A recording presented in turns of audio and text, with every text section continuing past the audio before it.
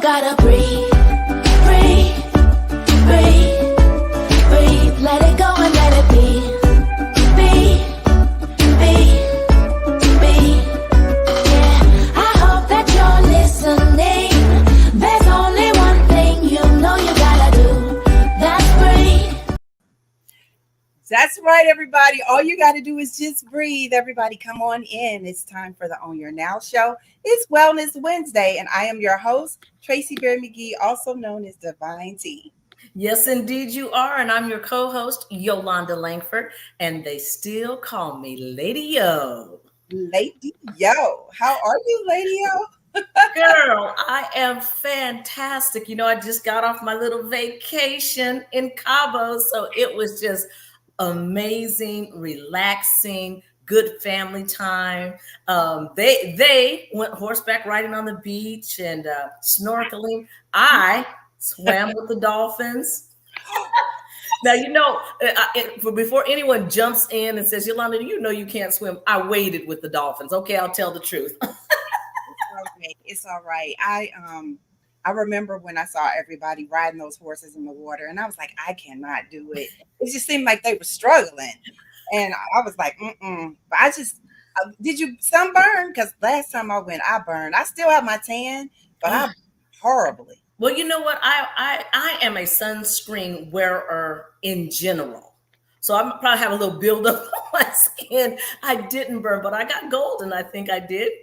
Golden, you look good, girl. Nothing like a relaxing vacation. I hate those vacations where they're like, we're gonna do this.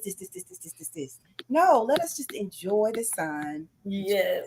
Enjoy the wine. Well, the ocean is so intoxicating. It is just beautiful.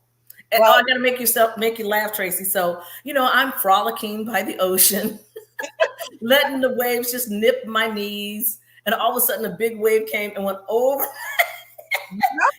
Hair was done for the rest of the vacation. I know that feeling. I was going into the water. I'm ready. My lineup is ready. I got 2 more weeks. I'll be in Jamaica. I'm just ready. I got all the plans. Everything's ready. What's in your cup? What are you sipping on? Everybody else tell us what you all sipping on.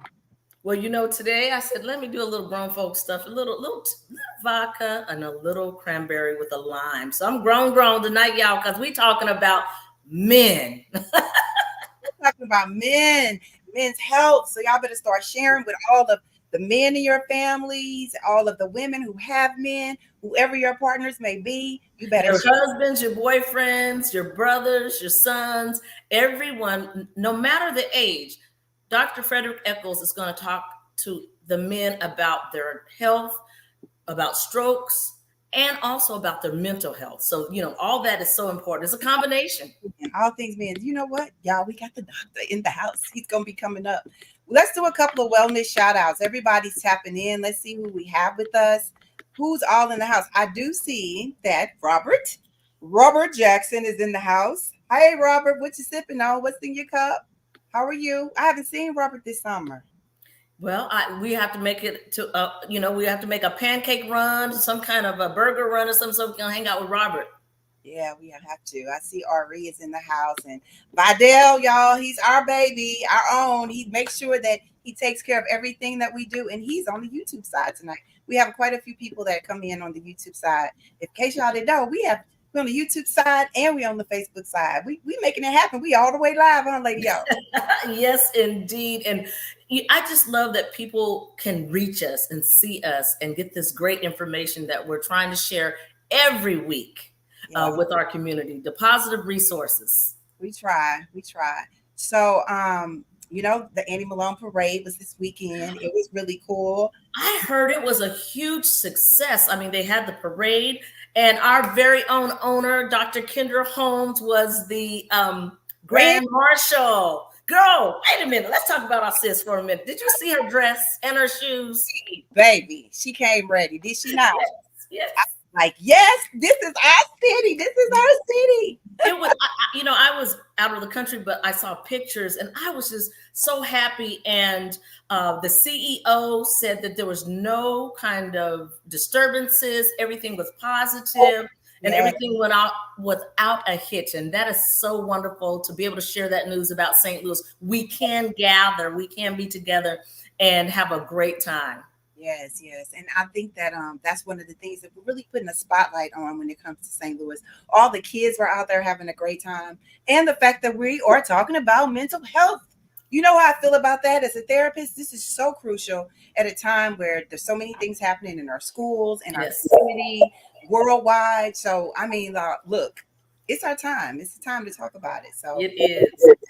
I hope you all are continuing to share because there's still more things that will be happening. But we are always talking about wellness. And Lady O, you got to introduce them. You want to make sure you want to introduce, I guess, everybody. You all can put doctor in the house, or you can put doctor in the chats because we got some news for you. So, Lady O. The resume is vast, so I am going to shorten it a bit because I want him to talk to us directly. Dr. Frederick L. Echols is a distinguished physician and public health specialist with more than 15 years of experience in the field. He has successfully assisted public and private organizations tackle complex health challenges by implementing evidence-based approaches. He also was instrumental in getting the COVID information out to our people. I will tell you personally, he helped Oz and I get our COVID shot. So he's out there for our community. In addition, Dr. Echols served as a director of communicable disease, emergency preparedness, vector and veterinary programs for the St. Louis County Department of Public Health. Ladies and gentlemen, welcome, Dr. Frederick Echols. Good morning, good afternoon. Good Thank you all for having me. Thank you for saying yes. We have to ask you, what's in your cup? What are you sipping on tonight? So tonight I'm keeping it safe, so it's just water tonight. But I do indulge in some adult beverages occasionally. So well, cheers! So I have some water on the side. I got a water back. Perfect. We didn't ask me what I was drinking. I thought I was coming prepared because the older you get, you got to do the red wine. Isn't that a thing? Yes, you can have some red wine. That's good. I heard that was good for everybody. What's wrong with the red wine? Oh, no, that's good. The doctor's going to tell us all about it. Everything in moderation. That's right. Yes. Well, we are so thankful that you're here. Everybody's sharing and saying hello. We want to jump right in. First off, we know it's Mental Health Awareness Month, but let's talk about stroke prevention because, man, for us as Blacks, as African Americans, I'm sure that that's something that we need to consistently be aware of, correct? Absolutely. So what we find is, in the United States, every 40 seconds, someone is experiencing a stroke. And roughly 800,000 people in the United States will either experience a stroke, either their first or subsequent stroke over the course of a year. And so it's a really important issue for us to discuss.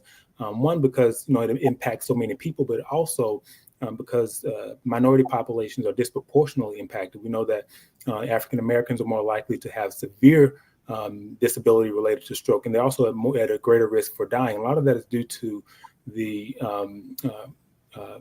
conditions of the health conditions before they experience a stroke. And so it's really important for us to make sure that the information around the signs and symptoms gets into the community that really need it. What we find is, we talk with the American Heart Association and American Stroke Association, even the World Stroke Organization, is that, we oftentimes will implement a lot of different programs and campaigns, but oftentimes the information doesn't trickle down to the most vulnerable populations. And so one of the things that we aim to do my work with the Society for Vascular and Interventional Neurology, as we help over 115 countries improve their stroke care ecosystem, is to make sure that the information about the signs and symptoms related to about stroke are received by the individuals that really need it, and also make sure that they know what to do in the event that they do experience the signs and symptoms of stroke. So we hear the word stroke. Exactly what is it? What is a stroke? That's a great question. So typically there are two types of stroke. So one is what we call ischemic stroke. So that occurs when there's a blockage within the blood vessel. So that could be either due to a blood clot, it could be to another type of embolus, something that blocks the blood vessel, causes a reduction in blood to get to the end organ, which in this case is the brain. And so as the brain is not able to receive fresh blood, fresh oxygen, then ischemia occurs, and so the cells begin to die. The other type of stroke is called ischemic stroke, and so that usually happens when someone is bleeding out, and so due to hypovolemia, individuals can experience stroke. The most common type, as we see most in the United States and globally, is ischemic stroke, and so it's really important again for people to know what the signs and symptoms of stroke are. And there's a simple acronym that we typically talk about, and that's usually plastered around billboards and on social media ads, and that's called FAST. And again, it's a very simple acronym, but as I mentioned before, a lot of times the individuals who really need to know the information don't know it. And so what ends up happening is they will have symptoms that they'll either disregard or they'll just try to push through it. And over time, what happens is they end up being no longer eligible for specific treatment, such as mechanical thrombectomy or other surgical options for stroke. And so then they end up having significant disability and sometimes even dying after experiencing a stroke. And so if we can walk through FAST real quick. I love to do that. Don't be quick. Take your time. We are here to get the information. Please. I had a family member recently that they said that he had a stroke, and then they thought it might have been like meningitis, but we didn't know the signs. Like, we were trying to figure out what are the signs. So please take your time. Just so we use the acronym FAST. So the F stands for face. So typically, if the facial nerve is damaged, what you'll find is individuals have an inability to move part of their face. And so one simple thing that we tell people that they can do, if someone may be experiencing a stroke and the facial nerve is compromised, we'll tell them to ask the individual to smile. And so what you'll find is that part of the face will move and the other part won't. And so it'll give you what we call facial droop, meaning that, again, one part of the face isn't moving upward like the other part of the face. So there's an asymmetry that you'll see. The other part is A. So the A stands for arm. So sometimes individuals can experience new numbness and tingling in the arm, new onset of weakness in the arm, and that should be concerning. I was actually at Christian Hospital today, and one of the lead nurses was telling me that an individual had experienced a stroke, but and the symptom that they had was that their arm was just weak, but they thought that they just slept on it wrong, and so they went days without seeking medical care. And by the time they got to the medical facility, they were no longer eligible for some of the treatments. And so any new onset of numbness, any new onset of weakness is something that is really important to take note of. And a simple question that you can ask your family member or your friend to do is just to raise both arms. And what you'll see is there's a deficit in one of the arms. So they're able to lift one arm like they normally would, and then the other arm, they may not be able to lift at all, or there may be some slowness or some weakness that's detected in that arm. The next one is S. So the S in FAST stands for speech. So any new onset of difficulty speaking, that can be word finding, that can be forming words, that should be taken seriously and not just brushed off. And so individuals who have those symptoms, they should be, again, reported and transferred to the nearest medical facility. That, again, something, if they have any new difficulty finding words or speaking, that should be taken very seriously. And the T is really one of the most important things. So time. T is time. So what do individuals do? They need to call 911 as soon as possible. And this is really important because the major factor in whether or not someone has prolonged disability or even die from their stroke is the time between the onset of symptoms to when they actually receive medical care. And as I mentioned before, in a lot of communities, individuals aren't familiar with the signs and symptoms, or we're so used to just pushing through things that we can disregard some very serious symptoms and thinking that they're light. That they'll just resolve, and sometimes they will and sometimes they won't. But it's really important for any of those symptoms if anyone has any of the symptoms that I mentioned before, it's important that they call 911 to get to the nearest medical facility. And it's really important to call 911 and not just take someone, because not every medical facility is created equal. For example, in the United States, mechanical thrombectomy is one of the treatments that's used for large vessel occlusion. So when the large blood vessels in the brain are occluded, that's one of the go-to treatments that's been approved by the FDA. However, there's a time, not only there is a time frame that individuals have to be within in order to receive that treatment, but they have to be transferred to a facility that provides that treatment. When you look at what's happening in rural areas, oftentimes they don't have the specialists that are trained to actually perform that procedure, so then they may need to be transferred to a area that has specialists. So, for example, someone who may be living in the Boot Hill may need to be transferred to Barnes Jewish in the city, or to Christian Hospital, where they have stroke interventionalists that can perform those procedures. So I have known people who said that because they didn't take their medication, they had a stroke. Is that a thing? Is that a thing? That is the thing. So when we think about the causes for ischemic stroke, so we have to think about hypertension. So hypertension or high blood pressure is the number one cause of stroke in the United States. And a lot of times that's due to, we say in the medical field, we would say non-compliance, but it's multifactorial. So sometimes the compliance or adherence to medical recommendations may be due to the fact that individuals aren't receiving culturally sensitive care. We know that that's been highlighted time and time again. It was highlighted during COVID, and we knew about it before COVID. But it's important for medical providers to really be able to meet the patients where they are, understand their cultural nuances that may influence their ability to comply with recommendations, but also better understand some of the trauma that they may have experienced related to health service delivery and or the receipt of health services, and really help them navigate through that. And so that requires intentionality. It also requires that we really prioritize centering the patient and the patient's health during their clinical encounters. And again, it's not rocket science. It just takes a listening ear and a good heart and a love for all humanity, not just for those folks who may look like you. Right. We have a couple of questions from our viewers. Robert asks, can a person have multiple strokes?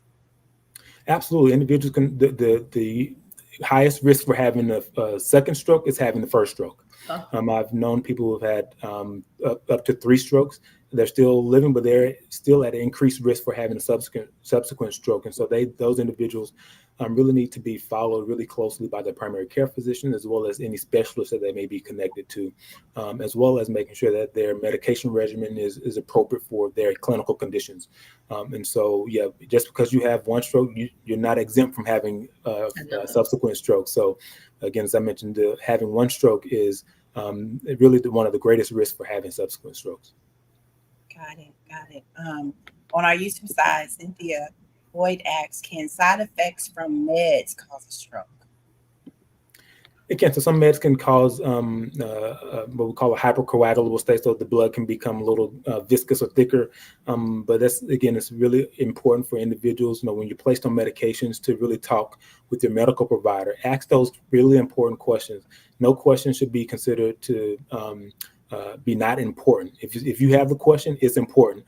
And if you have a physician that's not willing to answer your questions, you should. I encourage you to be your own advocate and search for another medical provider, because your health is really important. The quality of life that you live is dependent on the quality of health that you receive, and your ability to follow medical recommendations. And so, having a physician that's really in tune with what's happening with you is really important. And if you're not receiving the care that you think you deserve, feel free to advocate for yourself and find another provider that can do so. And one way you can do that is just by talking to people in your network. Oftentimes we have friends and family members who rave about their medical providers. And it's like, okay, are they really having openings? If they have openings, then take the opportunity to call and then maybe set up an appointment. But advocating for your health is one of the best things you can do to ensure that you have a good quality of life and that you have good longevity. And you keep saying good quality of life. And I know in our African American community, sometimes we don't do the prerequisite, because there's a prerequisite for a good quality of life. How important is exercise? How important is keeping track of what you eat or eating healthy when it comes to strokes? So that's a really important question. I think we kind of oftentimes we kind of gloss over, right? And so when we think about what health really means, so we tend to compartmentalize health. We will say it's cardiovascular health. Then we have this other type of health, but it's all connected. And so what we typically say in the stroke area is what you do for your heart and your brain is good for the rest of your body. And so walking and running, if you like to run, I like to run. So Yes, you running. do.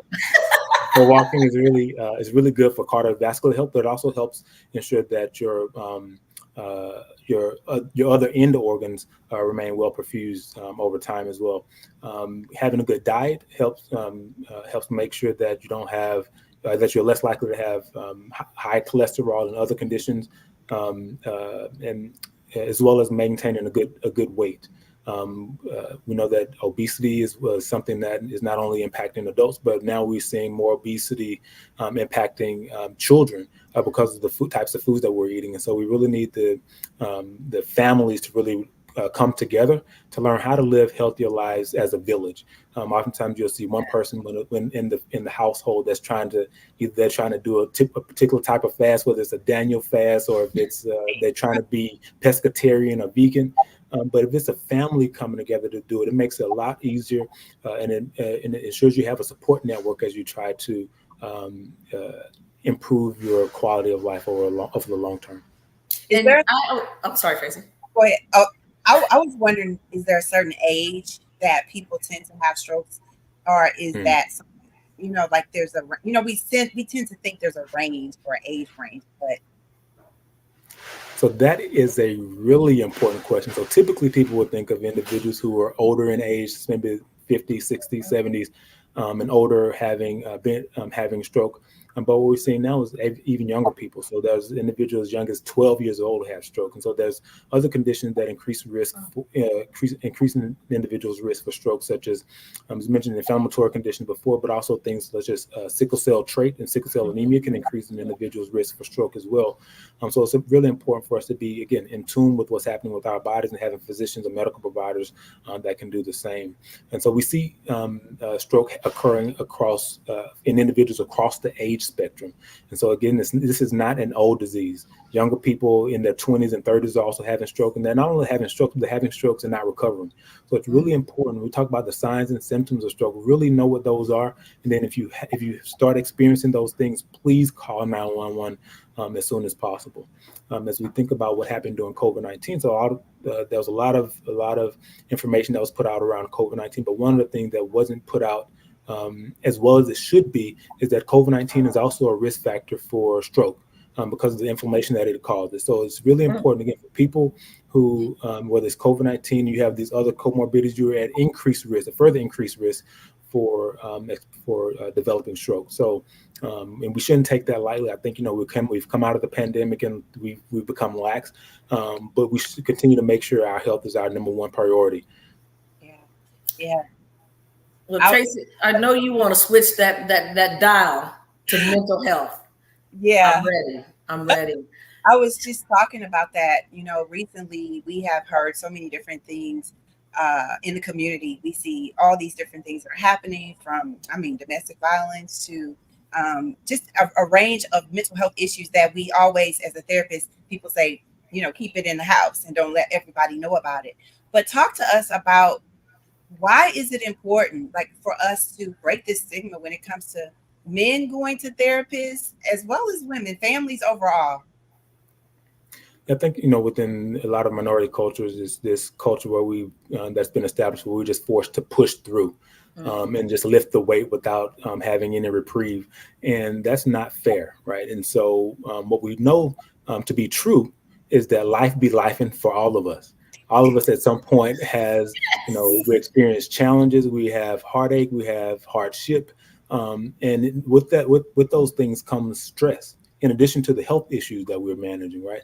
And so it's really important for individuals to understand the importance of maintaining good mental health. And what that looks like is, one, removing the stigma associated with seeking mental health services, especially for men. So we like to be strong, we like to push through, we like to be hard, and we like to, seem like we like to give the perception that we can handle everything on our own when we really don't have to. that creates unnecessary burden, unnecessary stress for us as we try to navigate life, which again, life be life. And so it's really important for us to understand why, understand what good mental health is, and then also access the services that are available. So there's no, in my opinion, there's no issue with someone seeking mental health support. So whether that's through a psychiatrist or that's through a psychologist or a therapist or other mental health service provider, it's really important for us to be able to have that outlet where we can talk about the challenges that we're experiencing as we navigate life. Again, because we have these circumstances that will arise as we continue to live. And it's important for us to develop skill sets that'll help us better navigate those situations, so that we can become not only resilient for ourselves, but we can also help pass that on to our family members, especially if you have children or other people that rely on you as a mentor or advisor. You can pass that on to them so that they too can have the skills that they need to better navigate life. Yeah, I have a question. As a woman, how do we support our men in encouraging them to go seek mental care? How does that conversation, what's a conversation starter? So I think sometimes the intent can be good, but the delivery can be wrong. So if the delivery comes off and it's one of judgment, say, what's wrong with you? Right. We're going to get defensive. Right. If you come with a spirit of compassion and a spirit of love and a spirit of kindness, I think that really is a game changer. And so letting them know that you're concerned about their overall health, and that you understand that, things are stressful. But I want to be able to best support you I want to support you in the best way possible. And these are some things that have worked for me. Are you willing to try them? That's one way to start it. But then also talking about the stresses of life on a regular basis, like really creating an atmosphere and an environment within your home where people are open to having those really critical discussions. If I have a hard time at doing a day at work, can I come home and talk to you and talk to you without judgment? Are you going to say I'm weak? Or are you going to say you're a punk because you can't handle what so and so is doing to you at work? Yeah. Let's get through this together, babe. Let's really figure out how we can create a better environment, or come up with some solutions that you can work towards to create a better environment at work. And part of that, again, could be just seeking mental health services, but having that discussion in a way that is supportive is really important, because just like women have egos, men, we have egos too. And so if you come in and you try to shut us down, or you try to discount what we're doing, because especially if we're coming in, we've had a hard days of work and we're trying to put food on the table, we're trying to do all these things, and we're getting shut down at home, that will make us defensive. And so coming in again with the spirit of compassion, the spirit of love and grace and kindness will be the difference. And when we receive it in that way, we're more likely to not only follow the instruction, but we're also more likely to include you in those activities as well. Because even when you go to a mental health provider, oftentimes they'll give you instructions, or they give you homework, and that homework may entail like working with your family or working with people, your loved ones, to better navigate a situation. And so making sure that the home environment is conducive for that is really important. You're so right when it comes to women. We can be hard, so we have to really soften that tone. Tone is everything. But you said something about things happen, life be life, and when it comes to men and women. Yeah. We all know what menopause is. I don't even know I know why they call it menopause, because we understand that piece. But is there a menopause? Because there are certain ages where you feel like men go through things, and is it what is the word for it? Is there not a man-no-pause? So we don't have the equivalent of a menopause per se. But I do think, as we go through life, as we have goals set for ourselves, sometimes we can have what we call a midlife crisis or a quarter life crisis, if we're not where we expect to be, and if things aren't on par, if we feel like we're not on the right trajectory, right? And so those things can be really stressful for men. And so that can impact, that can create the prolonged stress can create hormonal imbalances for men. It can exacerbate any existing underlying medical conditions. And so it's really important for us to have a good support network within our home, and if we're single, having a good support network within our friend network. I have a question about mental health. And when you're working, I know I've experienced people that say, I can't go up to my job and use my insurance because I don't want them to think I'm crazy. Mm. Have you heard that? I've heard it and I've seen it. And the thing that we always try to say, it's really unfortunate when people have health insurance and they underutilize it. You know, the companies have that one way that companies invest in their workforce is by providing them with health insurance. And so making sure you have a primary care provider, making sure you're going to your preventative health visits. Those are simple things you can do that can tell your company and your family member that, hey, I care for myself. Thank you for investing in me. Now I'm showing you that I care for myself. By caring for myself, I'm going to my annual clinical visits. I'm eating a balanced diet. I'm working out regularly, or whatever regularly means for you. Those things are really important. And again, it's really sad and really unfortunate for individuals to have health insurance, good health insurance, and not utilize it. Because what ends up happening is we end up causing unnecessary stress and unnecessary harm to ourselves. For example, if someone has good health insurance and they start experiencing symptoms, and then they find out later on that they have cancer, and by the time they're diagnosed, they have, let's say, stage 4, the cancer has metastasized. That is a problem. And so what we should do is be making sure that we encourage individuals to again, go to those preventative health visits so they can be informed about what's happening with their bodies. As they do that, they can make informed decisions and then take advantage of the treatments that may be available. If you wait too long and you neglect your body, neglect using your insurance, what can happen is that you can you exclude yourself from certain treatments. For example, for cancer that has metastasized, you have very limited options most time, other than sometimes experimental drugs, but those aren't, they usually aren't sure those are actually going to work. So it's trial by error. So it's really important, again, for those of you who are listening, who are tuned in, to own your own or own your now. Please use your insurance. You have it for a reason. Yes, get that permit. Good advice. Good advice. Dental insurance too. Y'all use your dental insurance. Absolutely. Keep your teeth straight. Absolutely. Yeah, keep them healthy. They say if you can keep majority of your teeth as you age, you live a healthier life. So, and that's really important. So we don't talk a lot about oral health, but oral health is a really important part of overall health. Sometimes some of the clinical conditions can be diagnosed by dental specialists by seeing certain pathology, and so it's really important. Again, getting those annual or semi-annual dental cleanings is really important. I know we don't want to keep you too long. I do have. I know, because we keep asking questions, so we don't go to the teeth. Ask the question about mental stress today. Should jobs, employers offer them, and some of them do. And I think it's important that they also invite Dr. Echols in, like the corporations, to talk about the importance of mental wellness and those type of things. So any of you all that have that ability to do that, you should see if he can come out. I'm sure you're probably super crazy busy, but I wanted to know, we're in this stage or age where we are taking care of our parents. You want to go in to the doctor with them, and we understand HIPAA. How do you convince a parent, like, I need to know, so I know how to care for you. I also know about this stuff is a DNA type thing, how it can affect me. What's some tips to talk to our parents to tell them to let us in? Good question, Tracy. Good question. Yeah, so that's a really important question. So, when we think about health, one of the things that has really set a lot of minority communities back is not talking about it in the home.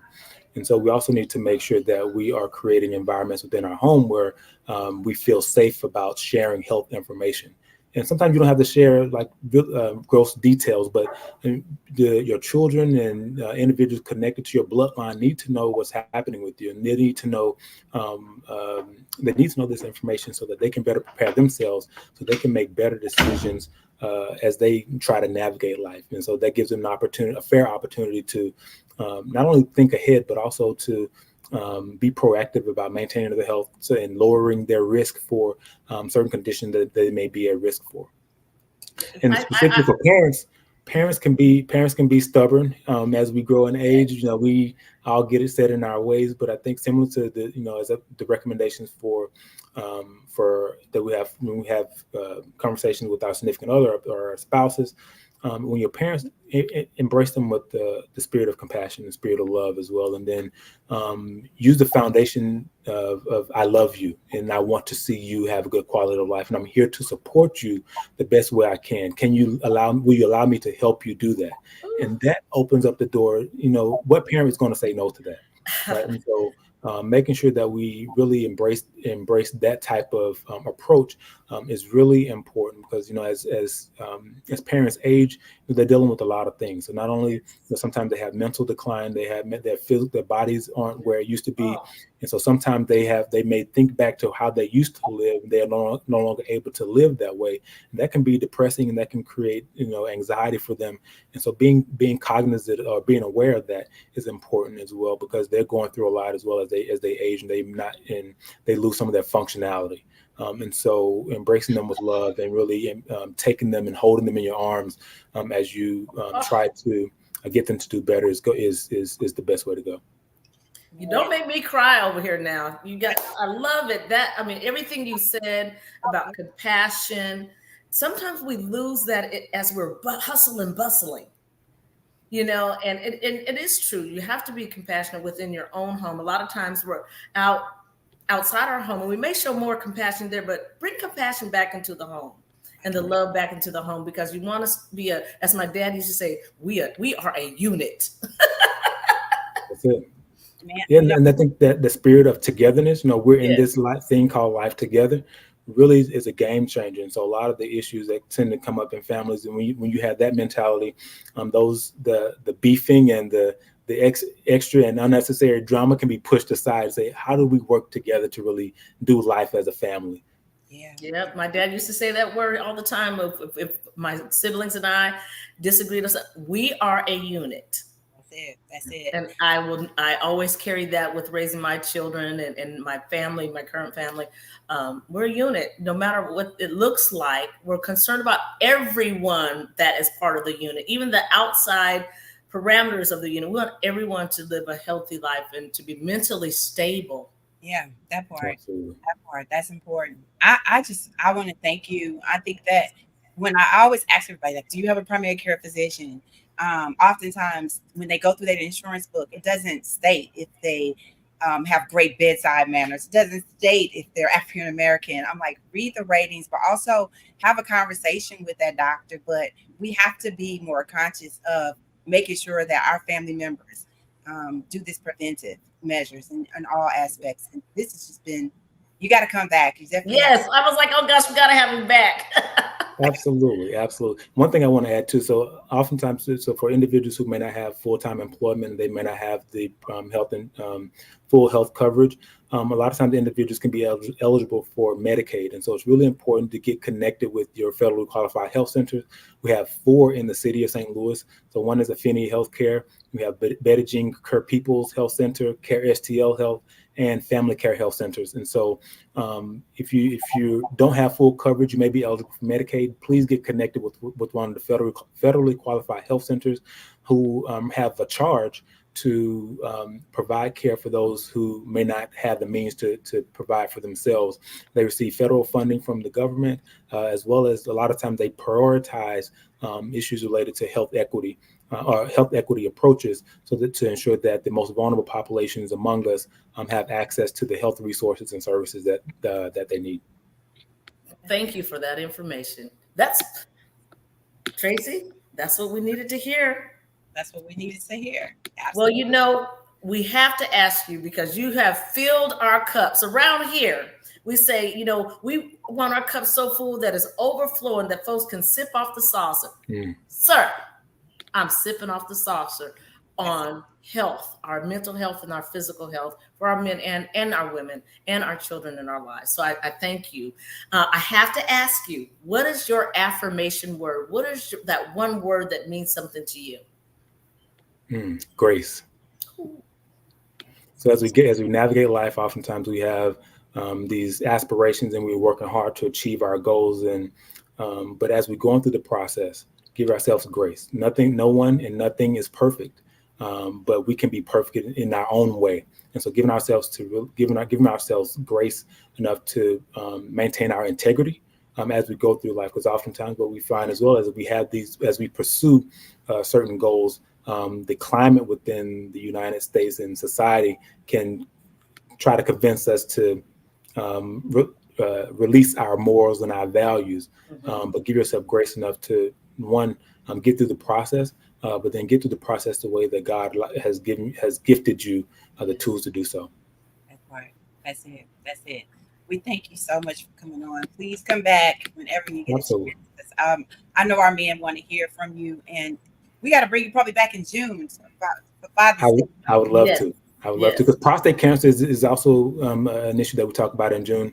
And we know that we've had significant issues related to prostate cancer related deaths from O.J. Simpson, recently Dave Sanborn, Dexter King. So, and these are people who had access. So it's a deeper issue that we really need to talk about when we talk about prostate cancer, prostate detection, and what that really means.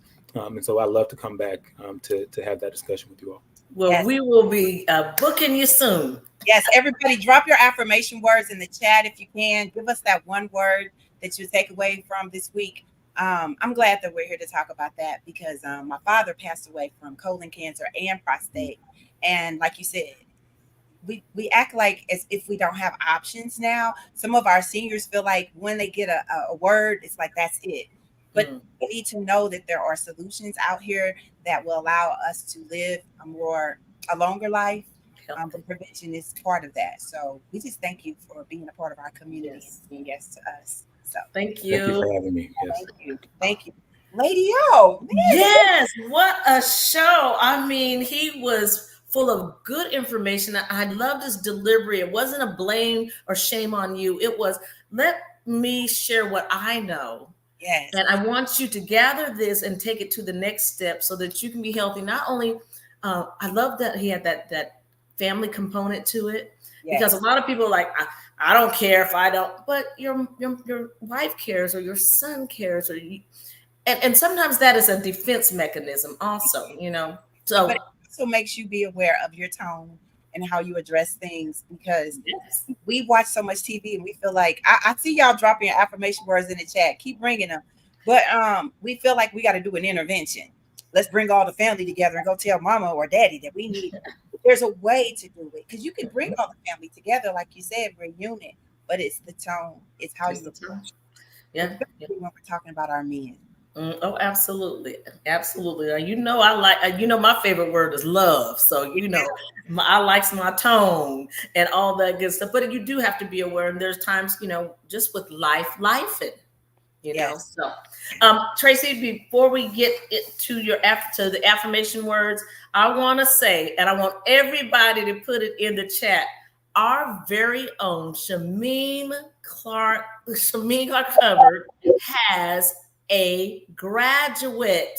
Her daughter, I have to say it correct, Attila Hubbard, just graduated from high school. So y'all go and congratulate our girl Mimi. She's the older woman of all older women. She had a graduate. That's a big deal. That's a big deal. Congratulations, Mimi and Rodney. You all did it. You did it. I also want to say happy birthday to a personal friend of mine, Mr. Ron Isley.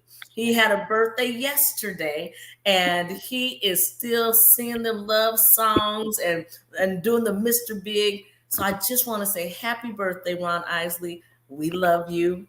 And if you're looking for something to do, May 24th through the 25th, there is a Miles in May tribute at the St. Louis Jazz. They're going to honor our very own St. Louisan Miles Davis. That should be awesome. So if you're looking for something to do, it's I believe it starts at like 7:00, but you can look it up. That's so cool. That's so cool. And congratulations. I've seen so many different people posting that their children graduated, and so that's an honor, because they keep going and going and going. And some of our friends have graduated as well. Dr. Nicole Adewale, all the doctors now. We got all the doctors in the house. So I love, this is education. This is what it's all about. Wellness. And if you have a graduate, drop it in. Congratulations to my niece, so-and-so, so-and-so. Drop it in. Congratulations to my mom. You know, let me tell you something about these mamas. They've raised these children. They went back to school and they are getting their degrees. I'm loving it. Some moms are graduating with their kids. Yes, that's important. It's important. It's never too late. What you say? You're never too what, Lady O? It is never too late to become who God created you to be. That's it. That's it. Well, that being said, I just want you all to understand that mental wellness, our mental and our physical, our spiritual health is so important to us. So we want you all to understand that when you're talking to your families, give them a little bit of grace, but also understand that we have to walk in love and understand that the only way that we can overcome these things and know that we're going to be able to do the things that we need to do is by making sure that we get the information and we share it and we continue to share it. And we will continue to share all the things that we need to make sure that you all know right here on the On Your Now show. We have some really cool guests coming up next week, so continue to tap in. Have a great week, and we'll see you soon. Peace, love, and positivity. I am unstoppable.